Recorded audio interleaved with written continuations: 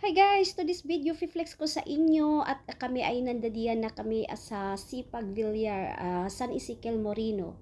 So ayan na guys, ipakita ko muna sa inyo ang view dyan no, sa labasan ng San Ezequiel Moreno guys.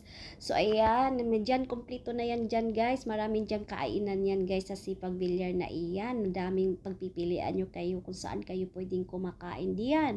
So ayan guys, piniplex ko lang muna sa inyo ang labasan at andito ang aking pamangkin, mga pamangkin ko andiyan at naghintay muna kami kasi maaga pa nga guys, hindi pa kami pumasok yan sa loob.